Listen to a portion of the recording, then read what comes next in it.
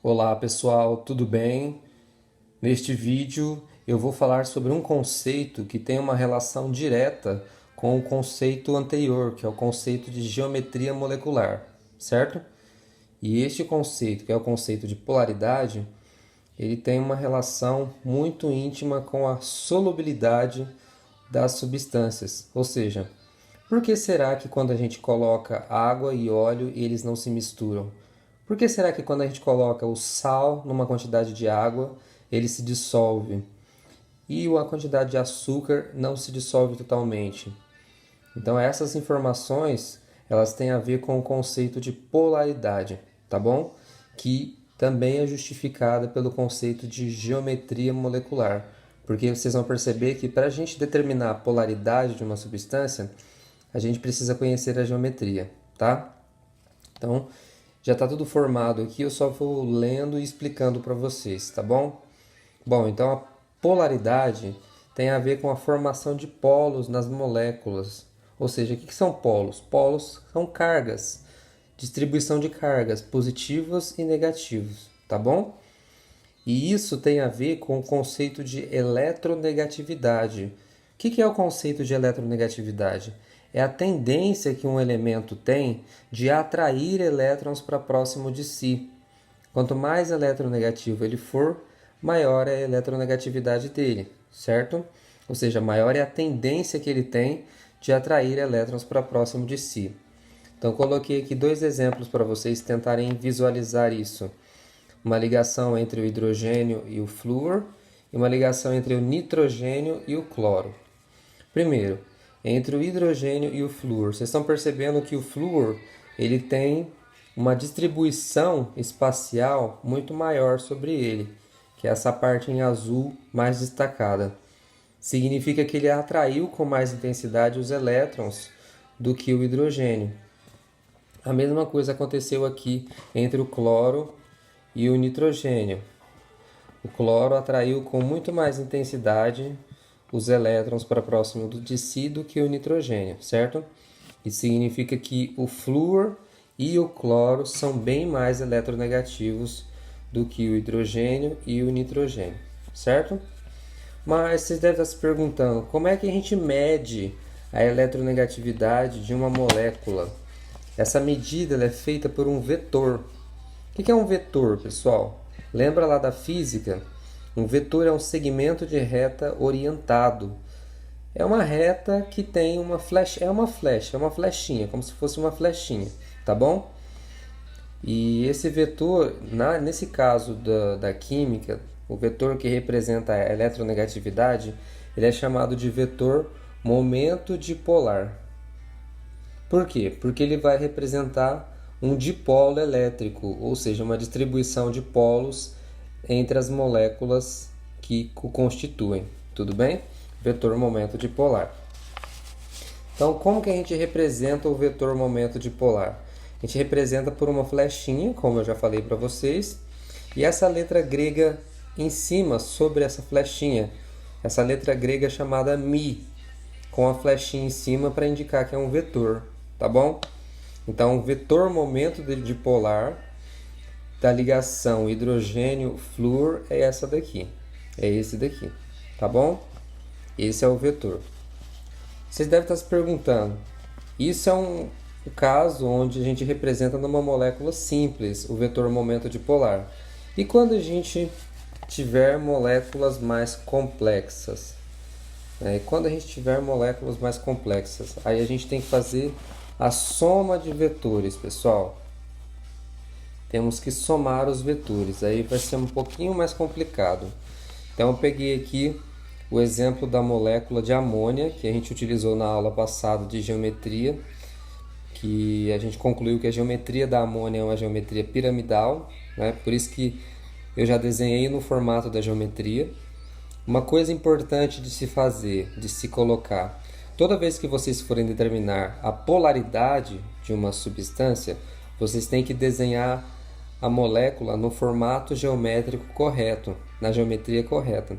Por exemplo, se a geometria é piramidal, já desenha na geometria piramidal. Se a geometria é linear, desenha na geometria linear. Se ela é tetraédrica, desenha na geometria tetraédrica, tá bom?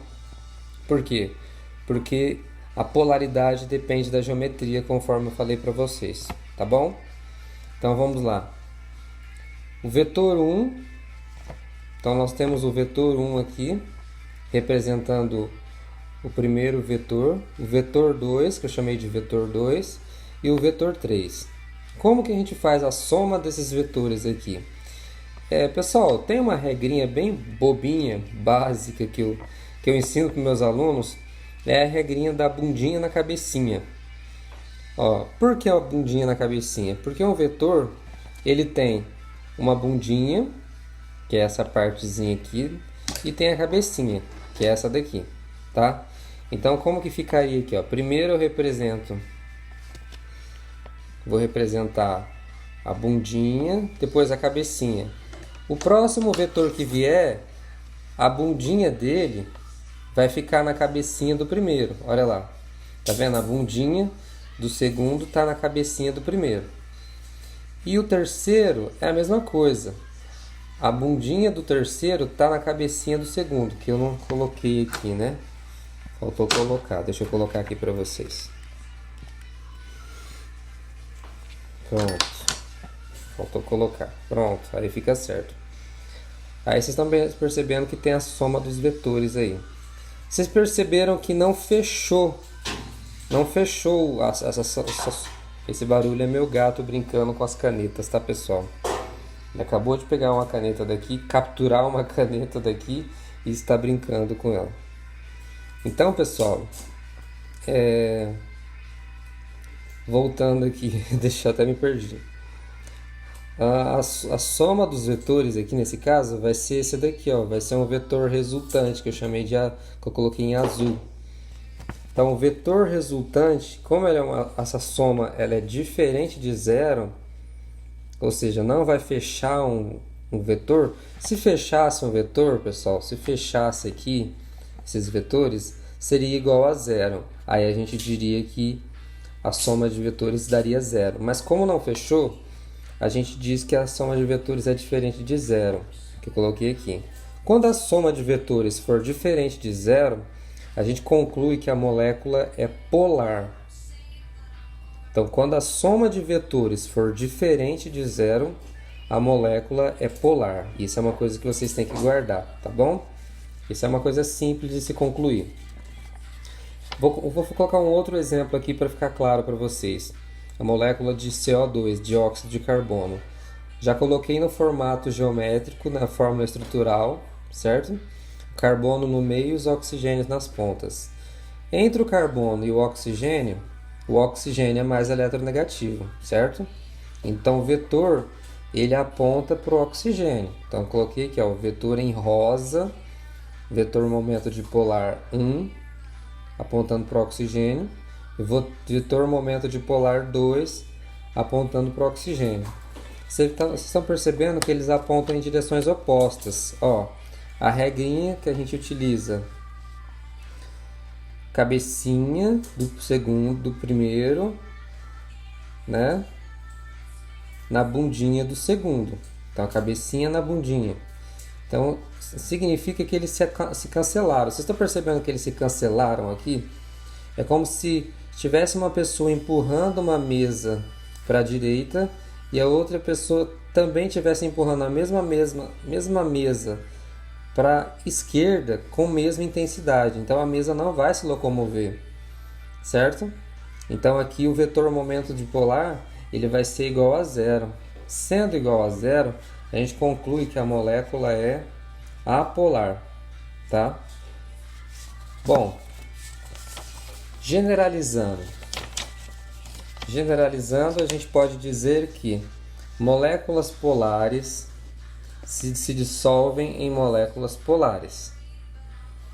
Moléculas apolares se dissolvem em moléculas apolares. Isso é o que a gente pode concluir.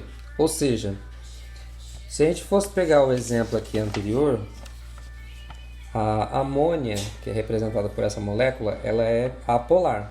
Se a gente fosse tentar misturar ela com o gás dióxido de carbono, a gente não iria conseguir. Não só porque ela é líquida e o dióxido de carbono é gás. Não é só por isso, porque tem gases que se dissolvem em líquidos, mas é por causa da polaridade, porque ela é uma molécula apolar, ela é uma molécula polar, perdão, e o dióxido de carbono é uma molécula apolar, tá? Então é isso que a gente pode concluir dessa aula. Isso aqui é uma generalização de tudo que a gente viu, que moléculas polares podem se dissolver somente em moléculas polares e moléculas apolares se dissolvem em moléculas apolares. Certo, pessoal? Então eu espero que vocês tenham entendido esse conceito, que ele é muito importante na química e é muito utilizado em vários conceitos, em vários conteúdos de primeiro, segundo e terceiro ano, tá bom? Um abraço e até a próxima.